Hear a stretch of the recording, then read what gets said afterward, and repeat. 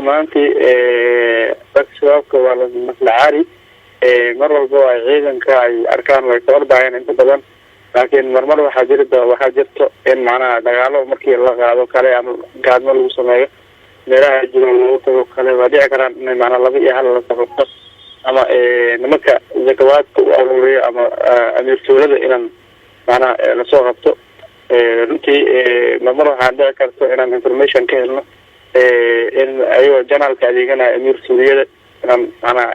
lasoo qabto runtii sanadkii lasoo dhaafay weerar ay ciidamada nabadsuugada qaadeen waxay kusoo dileen amiirkii loo yaqaano amiirka oo al-shabaab u duugay tuulada loo yaqaano buludhow sidoo kale bishii hore aan soo dhaafnayne weerar ay qaadeen ciidamada nabadsuugada iyo militariga police kugu jiraan inay kusoo dileen rag miino wato ama miinooyin baarayaan waxyaabo qarax sameynaya inay shabaab ka fadiyeen runtii waxaan magaalada ka dhex qabanay amiir weyn oo amiir loo yaqaano amiir farax magaalada janaan ka dhex qabanay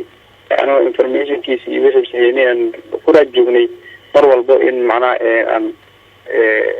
tuulada uu joogo ama meesha uu ka shaqeynayo inaan ku weerarno waya horjoogahaas oo aada soo qabateen ma maxkamad ayaad saarteen oo xukunkii miyaa lagu sameeyey mise weli wax maxkamad lama soo saarin kule systemka aan ku wada shaqeyn waxaa waaye haddii aan raggaas gacanta kusoo dhigno waxaan ku wareejinana ciidamada nabadsuugada ayagaa mas-uul noo ah ayadana waxa waaye waxay macnaha soo wareejinaysaa nabadsuugada muqdisho joogta ama gudka jilco qaabkaasa lala dhaqmaa kule wixii kale ayagaa tallaabo ka qaadayo anaga muhiimada aan dadka dhibaa aan bulshada kasoo dhex qabano aan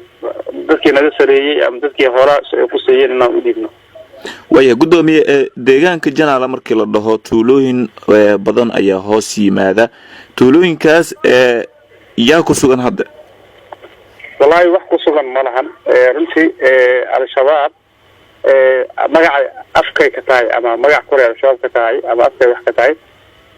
al-shabaab hadda tuulo joogto ma jirto janaal 99 tuula hoos imaato meel la dhahayo gunji bis ay maxkamad ugu furan tahay tuulooyin kale wax ma joogaan marka runtii dowladana howlgalay ka sameeyaan fariisan ma kulahan shabaab ma joogo marka labaday udhexeeyaan laakiin inta badan waxaa lagu tiriyaa inay shabaab joogaan laakiin shabaab ma joogo mar walba ciidamada dowladda ay tagaan ay shaqa kasoo qabtaan howlgalay kasoo fuliyaan ay macnaha kusoo nastaan runtii marka af shabaabka uu sheegay afkay shabaabka tuuladaas tuulada hadda aad sheegtay ugunji in ay maxkamad ay ku leeyihiin baa sheegtay guddoomiye adigiyaana maaragtay hadda mas-uulkii ugu sarreeyay ee deegaanka janaal ka mid ah qorshe oo aad howlgallo oo halkaasi aad ku qaadaan oo dhibaataynta bulshada deegaankaas ay ku hayaan oo aad ka qaadaan qorshaas ma dejiseen aad waa mahadsan tahay runaantii mar walbo waxaan sameynaa inaan howlgal u sameyno kale ama aan u aadno kale aan soo burburino kale maxkamadihii aan saas sameyno kale inaan iskaashano ciidamada jooga degmada awdeegle iyo ciidamada jooga janaale ciidamada jooga lambar konton inay macnaha saas si wada jir ay usoo dhaqaaqaan